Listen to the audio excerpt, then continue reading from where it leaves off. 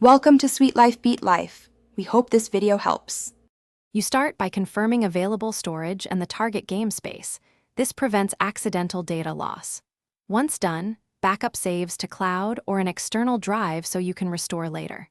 Next, open Settings, choose Storage, and locate the exact game or game space folder you want to delete. Knowing DLC and save sizes helps you decide what to remove.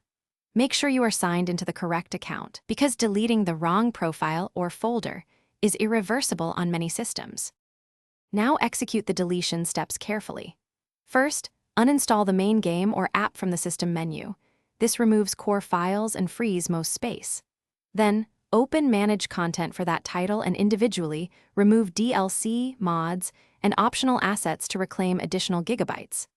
After file removal, clear cache and temporary files using the system's cache tool or a file manager.